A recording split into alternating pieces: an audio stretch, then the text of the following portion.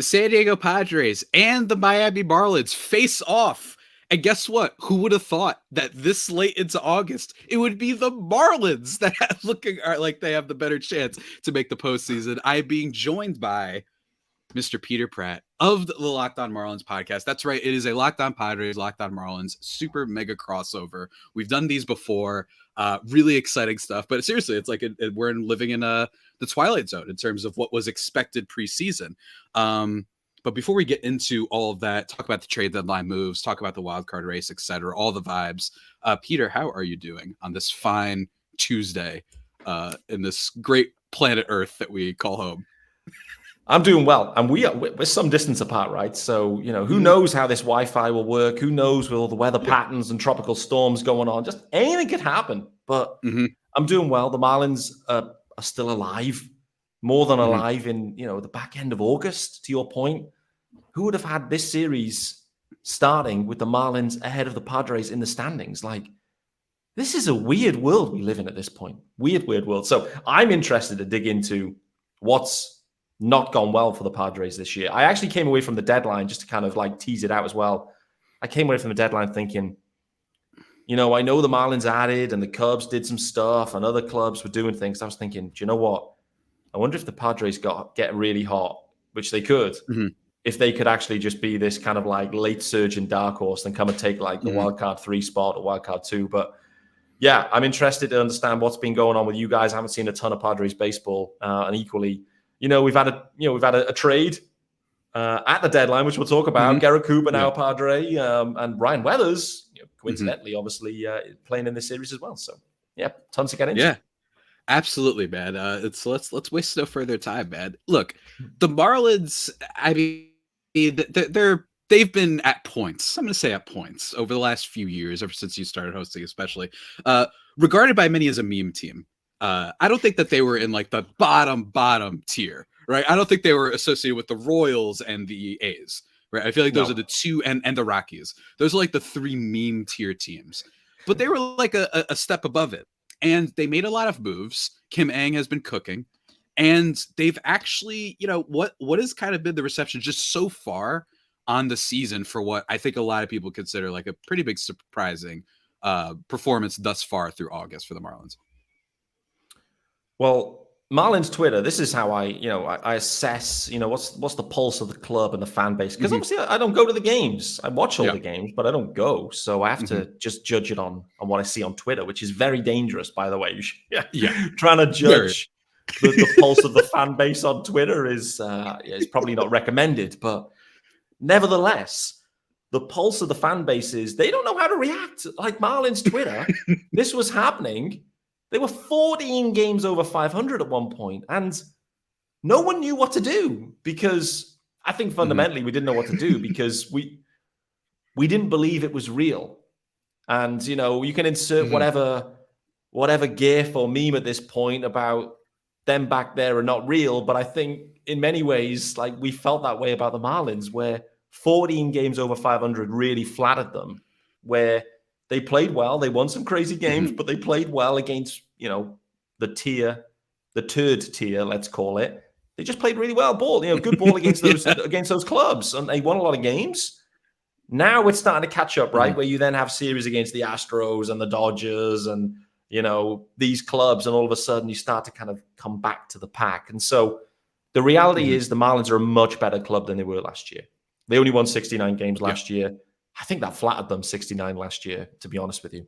And, even though they're a much better club, like Sandy's not been Sandy, Jazz has been missing. So, they've had to turn to other areas to win games. So it's been a very interesting year. And even though there's been a lot of highs, the Marlins fan base has been uncertain about how to really react in this situation, to be honest with you. But talk to me about the Padres fan base then as well. What's the pulse saying on them? Because listen, the Padres preseason-wise should not have been in this situation where you're currently found. So I'm intrigued to understand where everyone's head's at. And is there an understanding of maybe what hasn't gone right this year? It's really funny because as we mentioned at the top, Twilight Zone, Marlins are the ones that actually look like they could make the playoffs. Padres not. Marlins have a -40 run differential. Padres have plus 57 yet infinitely worse than the Marlins this year in terms of their overall play. I think the pulse of the fan. Have you ever seen Armageddon I have by many any chance? times. It's a movie with Bruce Willis.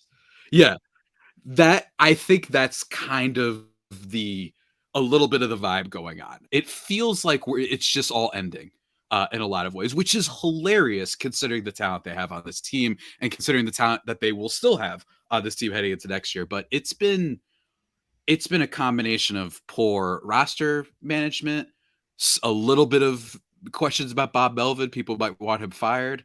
A lot of stuff about AJ Preller, the general manager, and then just unlucky in some cases. Tatis has been very unlucky lately. A lot of people have been making fun of him because I don't know, baseball fans just it's like the Harvey Dent quote or the Green Goblin quote. Like they love seeing a hero fall. They love making fun of this guy now. He's been getting a little bit unlucky in terms of his, batted ball data, not necessarily playing up to snuff. And he's been a little bit impatient at the plate. So you have that, you have the unluckiness, and then you have that they are like the least clutch team. And I think that might be the difference between these two clubs. The Marlins, I have seen, and granted, it might just be because I know you and I know, our mutual friend Aram Layton, who I know you ran into in the UK, and some other just Marlins. I really enjoy Marlins Twitter. I just think it's really, really fun that I just see like all these game-winning plays, these big moments. And yeah, okay, some of it might be a little bit more fortunate and whatnot. But for me, I'm watching this being like, must be nice to see like your best player, Luis Ariz for the Marlins, consistently, just like at least for a lot of the year, just always getting the hits that this team needs. And then you have just a lot more clutch plays, despite what you mentioned before, no Sandy playing well at least, and then Jazz has been absent for most of the year. That's kind of the vibe of the Padres right now. They're looking at all these teams in baseball that, in theory, they should at least be better than. I don't think it's crazy for people to have been like, all right, can we have like a top 15 offense? Maybe. I don't know. I don't think that's that crazy to just be in the top half of the league with Bogarts and Soto and Kim and Tatis. And I'm getting upset just saying the names and remembering like they don't produce. And look, I believe still second worst team in Major League Baseball with runners in scoring position. So you combine that, bad roster construction, just poor play, unlucky, manager, whatever. They find ways, man. And you might see that in this series. They're allegedly still in the playoff hunt. They have around like a 12.7% chance according to Fangraphs. They're allegedly still in the chase, but you will see, Peter, moments where you're like, oh my God, we're only up against the Padres by one, and they have Bogarts, Machado, Soto, and Tatis coming up. We're screwed. And they will find a way to biff it, man. I'm telling you, look forward to that in this series. By the time people listen to this, I bet you the Padres lost the first game on a double play to end the game. I bet you. This happened last week, by the way. That's why I'm saying that. I said, I bet they're going to lose in a double play, and that's what happens the day after. But yeah, man, it's been really, really rough. And I think that both of these teams are just diametrically opposed in so many different ways. But yeah, it's been tough. And I think that with the Marlins, they killed it at the deadline. That's one thing, seemingly, that they killed it at the deadline. It hasn't been all sunshines and rainbows, but we're going to talk about that because both of our teams made, some big pushes at the trade deadline by comparison to not really being a, blockbuster trade market like it was last year or the years before. But before we get into that, I got to talk about something that I know you've tried out before. They're a favorite of the Locked On folks, and that's bird dogs. My friends, so you want comfort, you know what I mean? I know that's been always comforting for both of us following our teams, but at least like you have the right fit. You know what I mean? At least you could, go to a game or you can listen to a game. You can sit down on your porch, however you watch your games. I don't know. Whatever it is, bird dogs make you feel comfortable. I know I had a pair that I wore to a Padres Yankees game about 2 months ago, and it was super hot out, but they have all this like fabric that keeps you nice and cool. It's not going to make you feel like you're sweating and you're dying in these things, especially in these hot, tropical weather that we have these days. They fit better than regular shorts that are made of stiff, restricting cotton. They've got all sorts of good stuff for the bed. So I recommend everyone check them out. Forget all those other shorts that you wear. Bird Dogs has you covered. And let me tell you, because you're listening to this podcast, if you go to birddogs.com/LockedOnMLB and enter the promo code LockedOnMLB, you get a free white tech hat with your order. That's right. Just for listening to this podcast, a free podcast. You're also getting something for free, and it's clothing, which everybody needs, and it's great clothing. So what are you waiting for, guys? Go there. That's birddogs.com/LockedOnMLB and use promo code LockedOnMLB at checkout for a free white tech hat with your order. You won't want to take your Bird Dogs off. We promise you. And we're back, everybody, here on the Locked On Padres and Locked On Marlins podcasts. Please go check out the SiriusXM app to see and listen to the games, but the play-by-play broadcast, or just listen to both of our podcasts. Go check that out. Peter, my man, we got to talk trade deadline, because I think that is really key, because not only did both of our teams make moves, but they made a swap. They actually exchanged players. The Padres getting Garrett Cooper and the Marlins acquiring Ryan Weathers. I think I'll just start with you since I'm already talking, I guess. How has Ryan Weathers been for you guys? Because for Padres fans, he was a roller coaster. I'm curious to see how are things going out there in Miami. Good question. That is a good question. We've only seen, prior to the series anyway, we've only seen one outing from Ryan Weathers. I've described it as an Ivan Drago appearance, where he came out of the pen in a long man role, and I think he threw over 100 pitches. I have to check the actual numbers now while we're on this. Anyway, he was left out there to just keep rolling. It was against the Rangers recently, and after everyone was watching this game, and everyone during and after the game was like, "What the hell was going on with Weathers? Like, why was he left out there so long?" Because the game was kind of close. It wasn't like it was a 10-0 blowout and it was like, hey, game's fully cooked. So there was some curious management of that situation. I believe there was maybe a couple of guys down in the pen, maybe with some like bug or illness or something. So basically there was like no one available in the pen. So Weathers just had to go deep.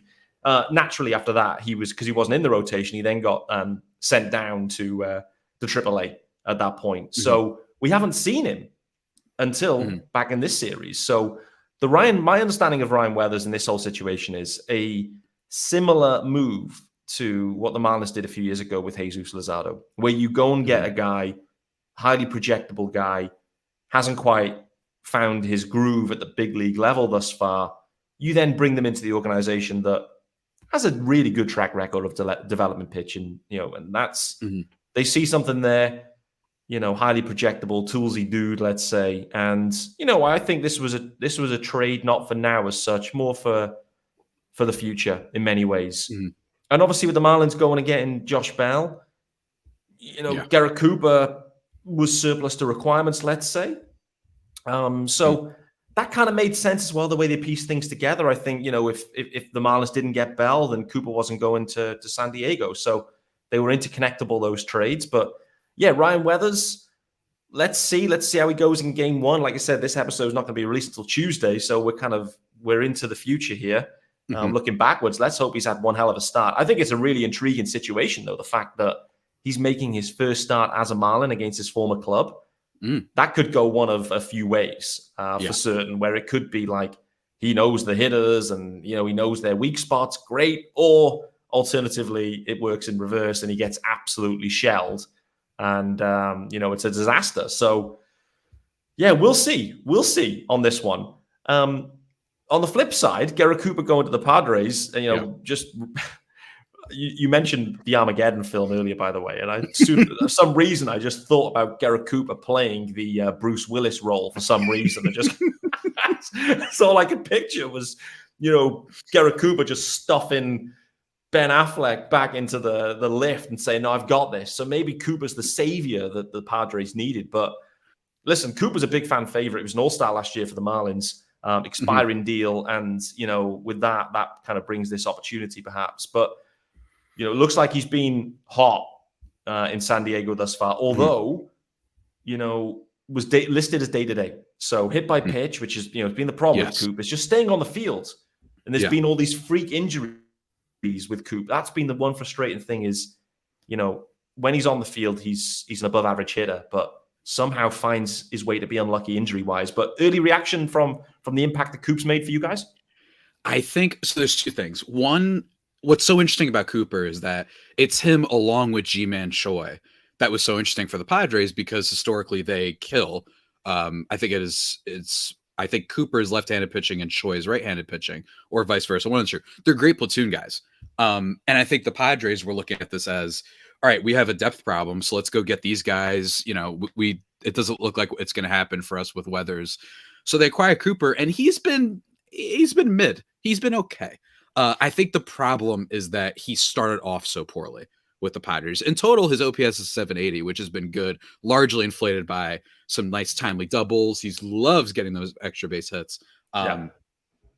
Even if he hasn't been able to get a single or two every now and then. And then Ji-Man Choi has just been walking a bunch without getting necessarily the hits. But the Padres figured we had Matt Carpenter hitting for us, so it can't be worse than this. Let's have these two guys that you can use depending on matchups, and boom, there you go.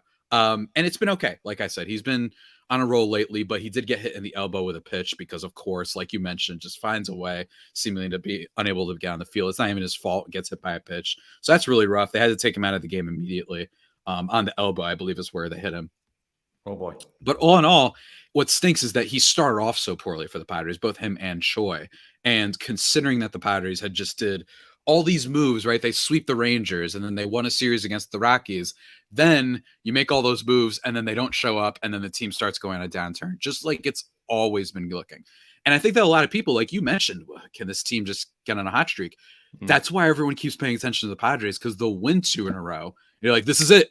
They just won 2 games by 8 runs. Like, this is it. It took long enough. And then they come right back down to earth. Like, I'm telling you, I cannot wait. I hope your listeners tag me or tweet at me. You got to watch how they play the Padres, man, because they will find a way to be disastrous. It's going to be great. I can't wait. But yeah, all in all, they haven't been bad acquisitions, either of them, especially Cooper. And if anyone wants just to be entertained, I highly recommend searching up my man Peter's tweet on Garrett Cooper from the beginning of the year. It was a video of people dancing on the beach. It is one of the funniest things I've ever seen tweeted about a player.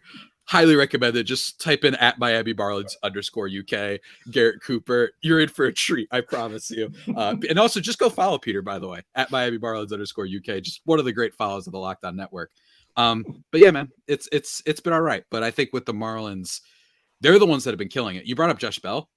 Guy has looked, I mean, he was bad for my team too, and then the Guardians recently. Kind of a really disappointing player, and it's weird because while a lot of people might say, oh, well, he hits the ball on the ground a lot and this and that, he's actually been a fairly consistent, like, good player for a while. He hit 37 home runs one year. He's always been a good on-base guy. And then with the Padres, after having an 877 OPS with the Washington Nationals, gets traded last year at the deadline, 587 OPS with the Padres. And then with Cleveland this year, a 700 OPS, so a little bit better. And with the Marlins, 6 home runs already. He's had 11 in total with the Guardians. I believe it was 11 in total with the Guardians. He has 6 already, and he's got a 962 OPS with the Marlins. Peter, you apparently made the best acquisition of the deadline. What's that been like? Unbelievable, right? And when this all started to happen, like I was recording an episode covering the fact that the Marlins had just traded for Jake Berger, and I was like, great, this is great. Then we're on this pod, and next thing is there's news dropping that they get in Josh Bell, and I was thinking, what the hell's going on here? Mm-hmm. Where's Bell? Like, Coop's going now. Okay, right, this makes sense. You're trying to piece everything together. I've always been a fan of Josh Bell, by the way, and he always seemed to hit well in Lone Depot, particularly when he was with the Nats. So I've always liked him. I think the Marlins went after him in the offseason, couldn't get it done. I think Josh Bell particularly was surprised that he was moved actually at this deadline. I think he felt like the Guardians were kind of still in it. I mean, everyone's. Sure. I think the Royals are still in it, to be honest with you, in the AL Central. So yeah, everyone's always in it in that division. So I think he was a bit stunned that he was moved. But listen, the production from Josh Bell, the impacts. I mean, he's made history already for the Marlins, right? They've never had a switch hitter hit home runs from both sides of the plate in a single game. So he's already made history. Wow. No one's ever done that for the Marlins, and Josh Bell just strolls in and blasts it. So, big acquisition. The other interesting wrinkle to this too, right, is he comes across and you're like, wow, the Marlins are on the hook here for $16.5 million next year for Josh Bell. There is a player option in there or a player opt-out. thinking, Josh Bell, he's never opting out of that deal, right? Next thing is he's caught fire. Now you're thinking, oh man, you've gone and got Josh Bell. He's on fire. Is he actually going to opt out now? Like the Marlins' plan is, we get Bell. You've got a year of control into next year. First base is solved. Jake Burger's playing third base. Your offense is starting to feel pretty nice. Problem is now, Soler's got an opt-out. So's Josh Bell. All of a sudden, these power sticks. I think Soler's definitely opting out. But Bell, $16.5 million. Do you think he rolls the dice? If he carries on this hot, does he roll the dice and maybe go, do you know what, I'm going to opt out and look to get a deal? I think it'll probably come down to, does he like the environment he's in? Like, it's in his control. If he likes, $16.5 million to stay in an environment he likes and a team that could win, why not? Like, it isn't always about the money, I think. Like, it's about, the team, the club, the environment, the culture, all of this stuff. But listen, Kim Ang, I think, spun a great one there. Jake Burger equally has been as impressive at third base. Like, I'd seen some snippets of Burger, and the scouting report on him was, listen, bombs away, Burger bombs, Burger King, you name it, like all sorts of, memes and gifs flying up around that one, but strikes out a ton. That's about it. That's what you expect. Next thing, I haven't seen that at all. Mean Gene Segura was, traded away. Mean Gene Segura. Mean Gene's gone. He lasted 2 hours, I think, in Cleveland, and they just DFA'd him immediately. He's then on a fishing boat or something, just chilling, living his best life. But listen, Kim Ang, right, in my opinion, right now is really ascending as a quality Major League Baseball GM. From a trade perspective, she seems to hit on more often than not, and when she hits, they're actually big hits too. So Kim Ang is it's contract year for Kim, and I was saying as well on Twitter, like, I think there could be a few high profile GM jobs available because there's some seriously underperforming teams this year, really disappointing teams. Some big vacancies could appear that maybe you weren't expecting. I think the Marlins would be sensible to look to try to lock up Kim ASAP because she's done all that she can. Jeter's gone. She's had full ownership now, and really the results have shown.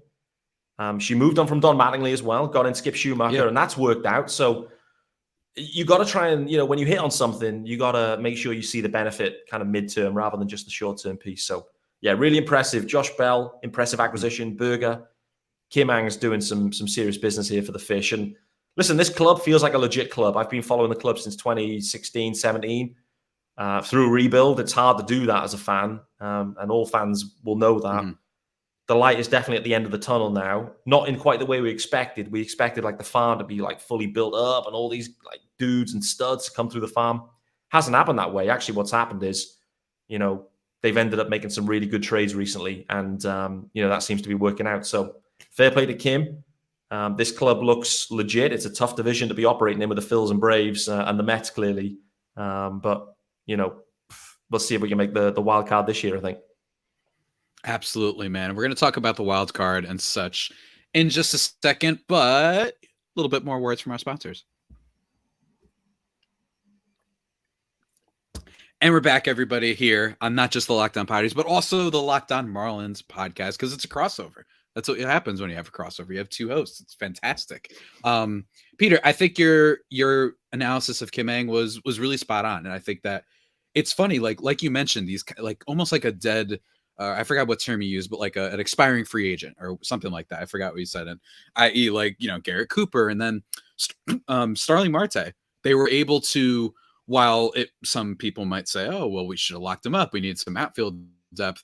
They at least got something out of him. They got Jesus Luzardo. So that was a trade from, I think, 2 years ago. And that's amounted to now. So who knows? Maybe Ryan Weathers, like a year from now, might be really good, or at least just a quality arm that you can throw out there that you don't panic when you're watching, right? And I think the Padres are seeing that a little bit with, they've got Rich Hill that is probably expected to start in one of these games in this series. So that hasn't been great. You're going to see Waka, which is why I have Pac-Man, because he does the Waka Waka sound. You'll probably see him in the series, but yeah, man, it's just, they seem to have really nailed it. And you mentioned Jake Burger, the Burger Bombs, just one of the great last names we currently have in baseball. Shout out to the Burger faithful. They've already done better work than, let's say, Aaron Judge, dare I say, in terms of maximizing how fun that last name is. Jake Berger, just to give people an idea, he really is just home run or bust.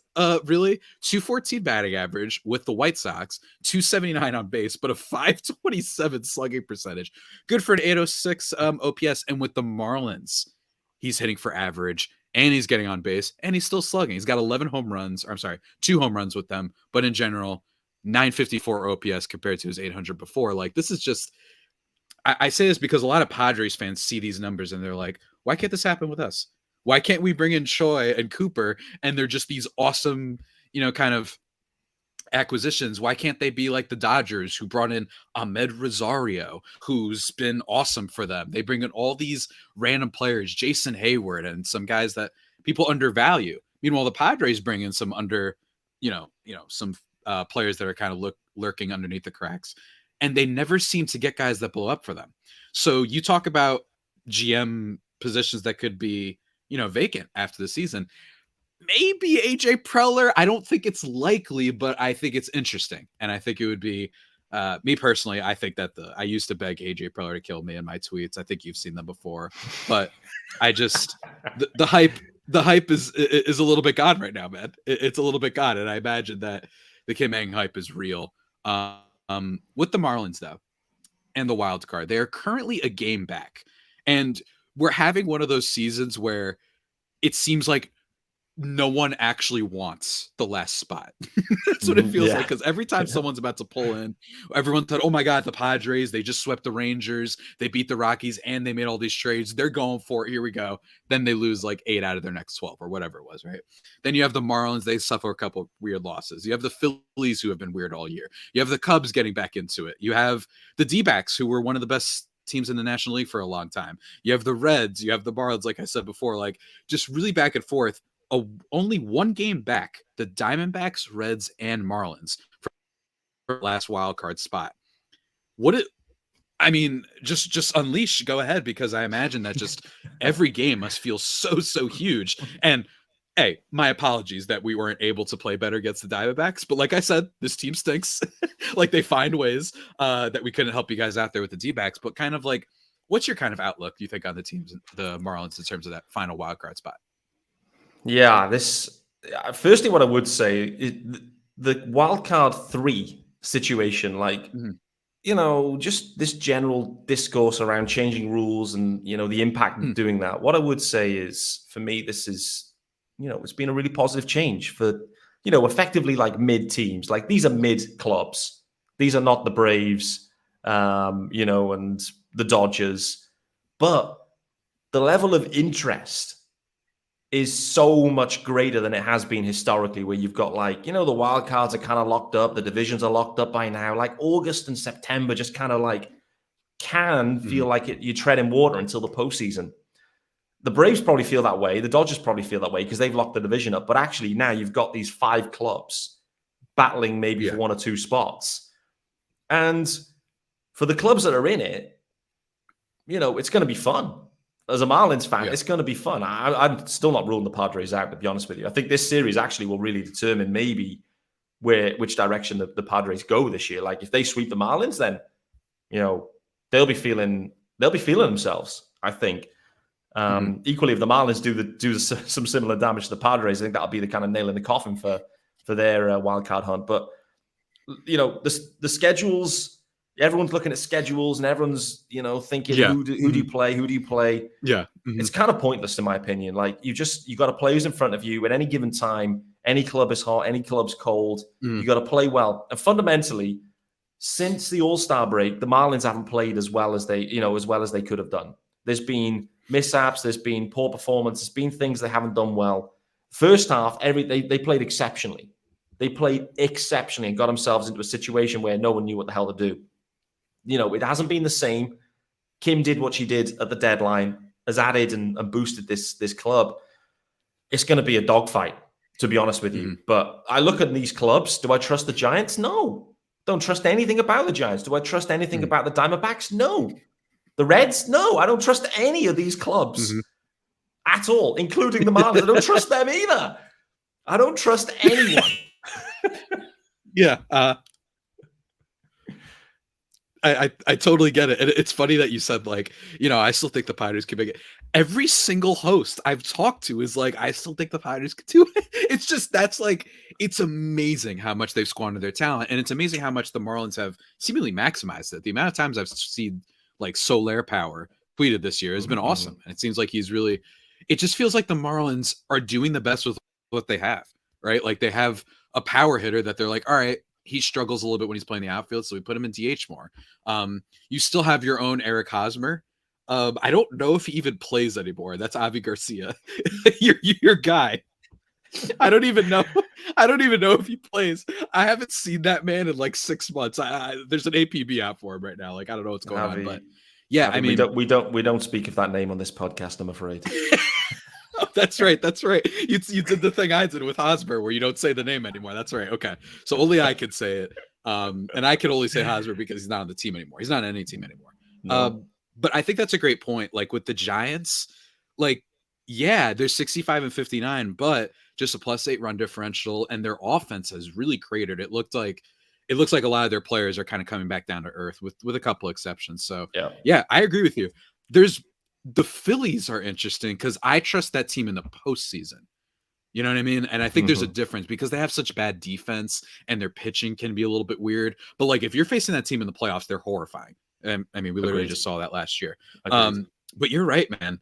You're right. Like I don't know what's going to happen. And I'm a little conflicted. I might as well give my take on it on the playoff stuff. Because part of me, I'm always reluctant to do anything that makes me feel like the regular season value will be deflated when you add more playoff teams. And I also wonder if you have more playoff teams, will that encourage owners, as you are very familiar with, as many are familiar with, to spend less? Because they're like, oh, well, we might make it into the playoffs. Like, who cares? Anything can happen.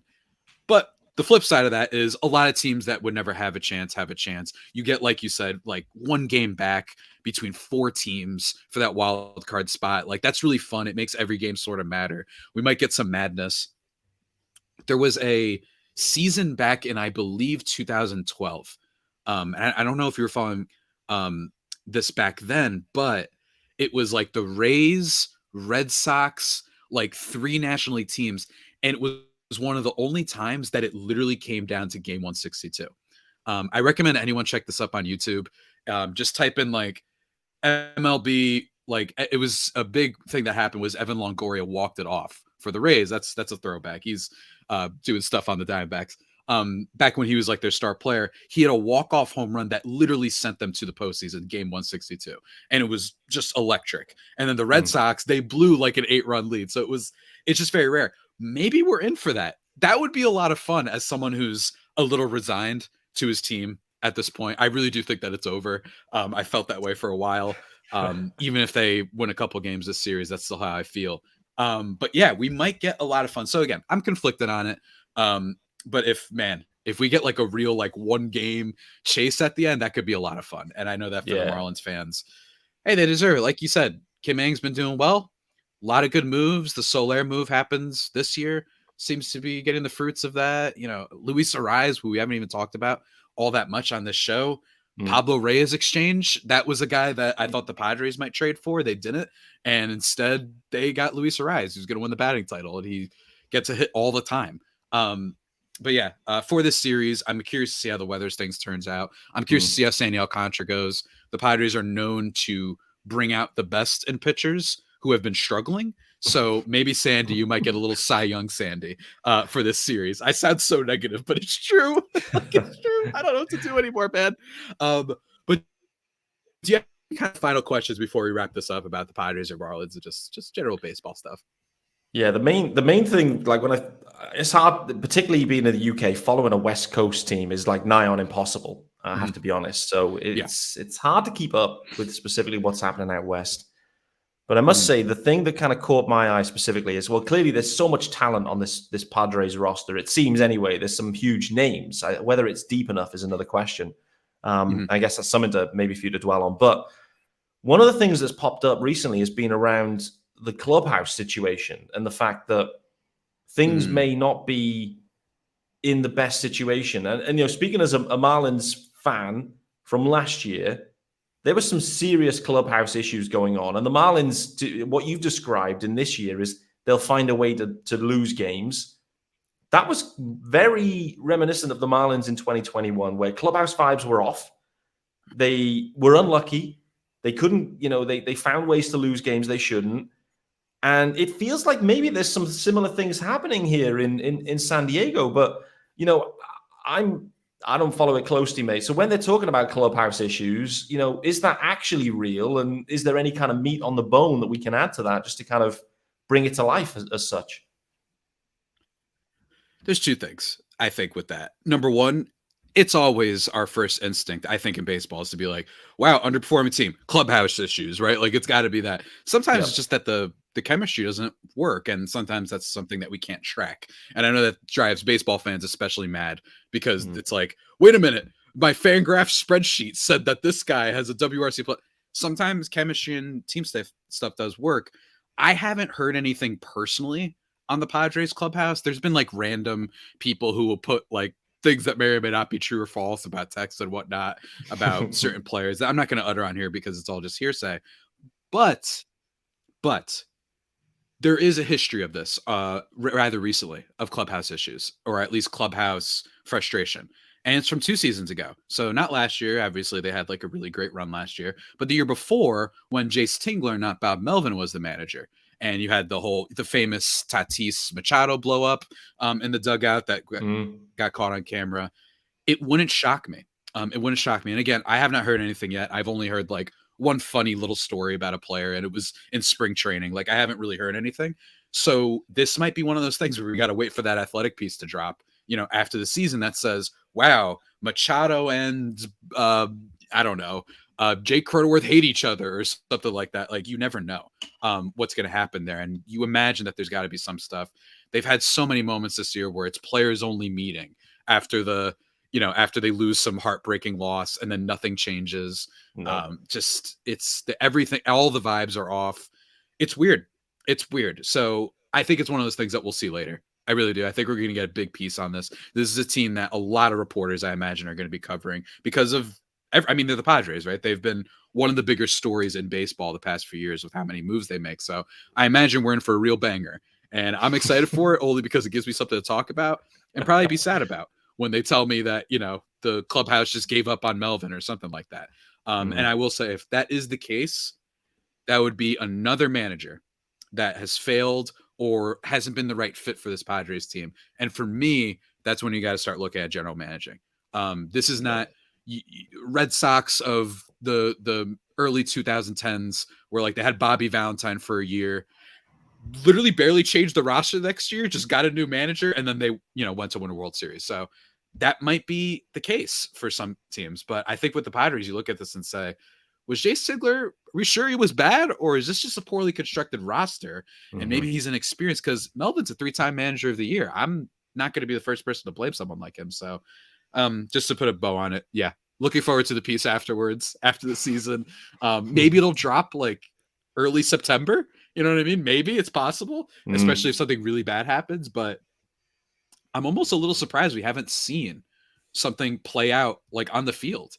Not like something crazy like the Tatis Machado thing, but I'm almost a little surprised we haven't seen some video of a pitcher throwing his glove into the wall or something. It's very odd. It's very peculiar, but I'm curious to see how it all plays out. We need some of that. Listen, it wouldn't shock me if the Marlins end up sweeping the Padres here. Then that could be the hand grenade that's required. That just like the athletic piece is Absolutely. like ready to hit send on that piece. And if the Marlins complete the sweep on the road, they're like, that's enough. Let's go. Let's blow it up. That's it. Here we go. It's going to light everybody up. Absolutely. So that's what I think Padres fans are following for at this point. What could get worse? You know what I mean? That's kind of like a comedy show. But Peter, this has been a blast. Again, really looking forward to this series just because I think the Marlins are a fun team in a lot of ways. And I'm looking forward to if my prediction about them finding a way comes true. But until then, do you have anything else you want to plug for the good people before we log off? Mainly, you've already called it out, but I'm a big Twitter guy, so head on over there, follow me at Miami Marlins _UK, of course. Which people are uncertain about what the account is trying to do. Is it satire? Is it comedy? Is it what's going on with this account? But mainly, it's just me drinking a load of red wine, watching baseball, and tweeting away, which is a lot of fun. So head on over there as well and follow along. Should be a fun series, mate. I'm really looking forward to it. What about from your perspective? Where can the Marlins fan base find you? Yeah, man. Check me out at Javipeno, JAVIIPENO, and then at LO_Padres on Twitter. I tweet a bunch of weird stuff from my regular account, sometimes baseball, sometimes, but mostly just random thoughts and whatnot, as Peter knows very much as well. But you can check that out. Follow the YouTube, obviously, for both of us. Just type in Locked On Marlins or Locked On Padres. And yeah, until next time, everybody stay faithful. And of course, stay fruitful. I don't know, Florida Marlins. I can't think of an acronym thing in time. I tried. I knew I should have wrote something down. All else fails, go and watch Armageddon. That's what we need to do. Absolutely. We'll leave it at that. Go watch Armageddon. You won't regret it. Take care, everybody.